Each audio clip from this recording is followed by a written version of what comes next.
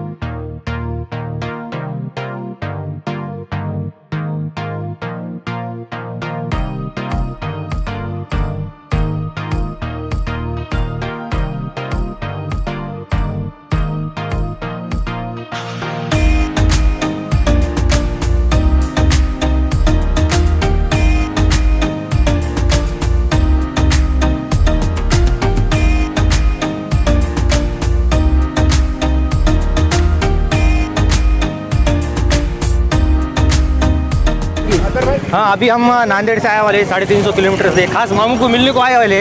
इनके हम इंस्टाग्राम पे बहुत वीडियो देखते हैं, यूट्यूब पे देखते हैं, बहुत फेमस है। उनकी जो बोलने की ट्यूनिंग है एकदम सबसे अलग है।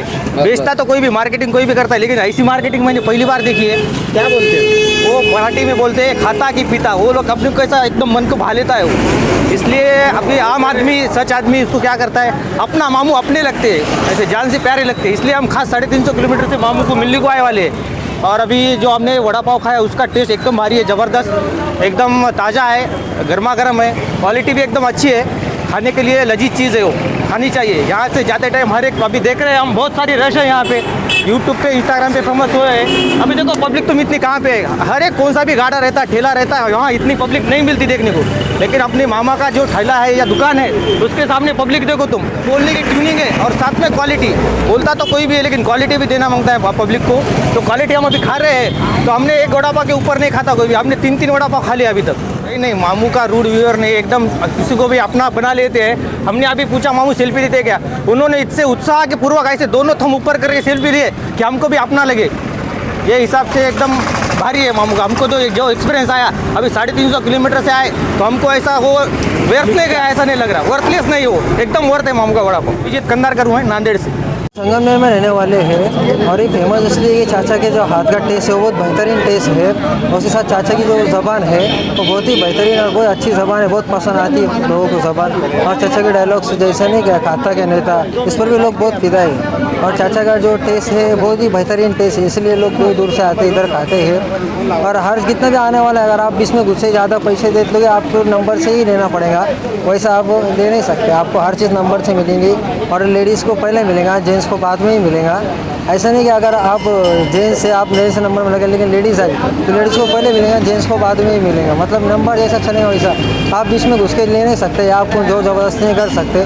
चाचा का पूरा निज़ाम के साथ में चलता है वड़ा पाव, इसलिए चाचा का वड़ा पाव फेमस है। क्या जितनी गर्दी होती चाचा को उतना अच्छा आता है। चाचा जितना गर्दी देखते उतना ही चाचा अच्छा डायलॉग बोलते हैं और ज़्यादा बोलते हैं। चाचा बहुत बेहतरीन बोलते हैं। चाचा के बोलने के ऊपर ही चाचा के जैसे डायलॉग है, बहुत से खाता के नेता और बहुत सारे चाचा के डायलॉग है, लेकिन सबसे बेहतरीन जो फेमस डायलॉग है और पब्लिक को जो पसंद है वो यही है कि खाता के नेता।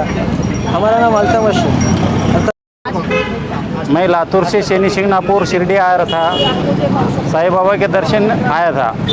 उसी वक्त मुझे सोच पड़ी कि नसीब वड़ा पाव खाने की, इसलिए मैं चाचा का वड़ा पाव खाने के वास्ते मैं इधर आया और वड़ा पाव लिया। उसका बोलने का तरीका बहुत अच्छा है, ग्राहक को बहुत अच्छा बोलते हैं और उसका वड़ा पाव भी बहुत ज़्यादा से ज़्यादा बेच जाता है। हमको अच्छा लगा।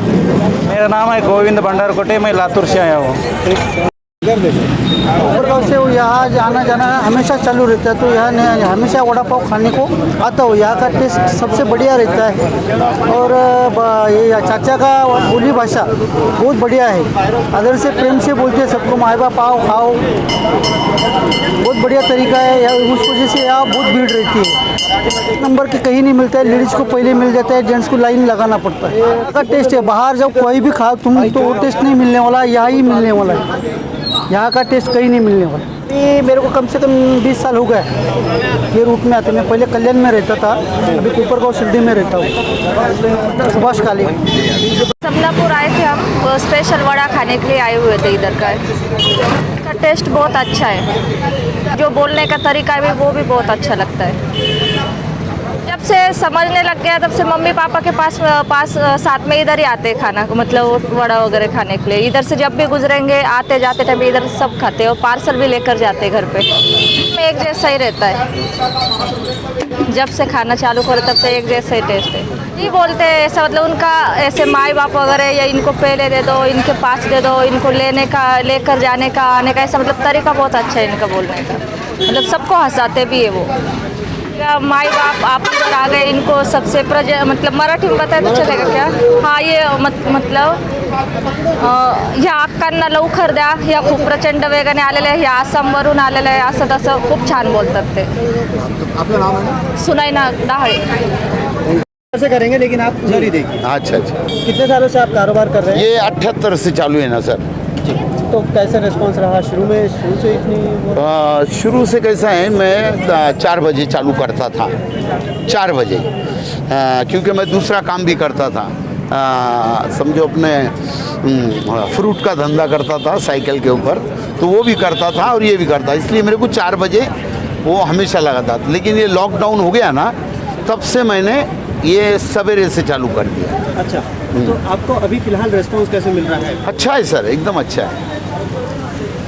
सुखी है, खा पी के सुखी है और कुछ नहीं। लोग कहाँ से आते हैं? बहुत दूर से आते हैं। अभी जितने भी इधर से आने वाले, गुजरात से हो, पंजाब से हो, हरियाणा से हो, किधर से भी हो, जैसी ये गाड़ी जाती है इधर से वो लोग रुकते हो। स्टार्ट में मैंने वड़ा पाव 30 पैसे में बिकाया था। एक वड़ा इतना बड़ा था, इससे बड़ा था, वो 20 पैसे में। और पाव जो है तो वो डाई खरी उधर है, देखो अभी बड़ी वाली डाई खरी, वो 10 पैसे में बिकाते। उस टाइम में भाव भी कम था। सिंगदाना तेल प्योर वो मिलता था हमारे को, मेरे ख्याल से 12-14 रुपये किलो सिंगदाना तेल प्योर। आज क्या रेट है? आज तो सिंगदाना तेल का 165 के 66 है ऐसा। तो आप आज आपके पास वड़ा पाव कितने में? आज 10 रुपये में वड़ा पाव बिकाता हूँ मैं। 10 रुपये? हाँ जी। ये पुरता है आप? हाँ पुरता है, क्योंकि क्वांटिटी में जो ग्राहक होते हैं ना, वो क्वांटिटी मतलब बिकाने को ज़्यादा बिकता ना। अच्छा, क्वांटिटी बढ़ जाती है। हाँ, इसलिए पर उड़ता है। जैसा कि मैं एक वड़े के अंदर 1 रुपया कमाने का, जैसा अभी हमारे इधर पानी की बोतल 10 रुपये में देते हैं हम लोग, है। फिर अभी कुछ लोग 20 रुपये में भी देते हैं, पानी का बोतल 20 में दे। हमारे इधर एक होटल है, होटल नसीब पुरोहित करके, वह भी 15 रुपये में बांट लेते हैं, लेकिन फिर वो सर्विस करना पड़ती है उनको, वो हिसाब से। अभी अब सब तो ग्राहक सर्विस कर रहे हैं हमारे, नंबर लगा के ले रहे हैं क्यों से, और वो पैसे भी ज़्यादा है ना, वो गलत बात हो। हमारी घरवाली मैं। आज आपके पास कितने लोग हैं? अभी मेरे पास अभी समझो यहाँ 5 है, 6 समझो इधर, और घर पे 2 लेडीज़ है, बटाटा हो गए, आलू छीलने के लिए। यानी आज कम से कम 8 से 10 लोगों का घर इस पे हाँ, इस पे चलता है ना? चलता है, हाँ। देखिए, हम शुरुआत करे थे, जब आपके हालात कैसे थे और किस हालात से आपने ये हालात तक क्या थे? देखो, पहले हालात तो बहुत बुरे थे हमारे। ऐसे हालात थे कि एक दिन खाने को है, दूसरे दिन नहीं, इतनी परिस्थिति खराब थी। कब? वो 64 के अंदर, 1964 के अंदर हमारी अम्मी का इंतकाल होने के बाद में हम उधर होटल में काम करने लगे। अभी होटल के अंदर हमारे को 1 साल के पैसे अगर मोजेंगे तुम, 1 साल भर में कमाई हमारी तो 365 रुपये मिलते थे 1 साल के, यानी खा पी के 1 रुपया रोज था। आज क्या? आज तो कोई पूछना ही नहीं आज क्या है आज क्या हिसाब है उसका पूछना ही नहीं, क्योंकि हर चीज किधर की किधर हो गई। यानी ये कहा जा सकता है कि आपने खतरे को दरिया कर दिया है और इसमें अल्लाह ने आपको नवाजा है। बिल्कुल, अल्लाह ने नवाजा, ये सब उसी की करामत है और कुछ भी नहीं।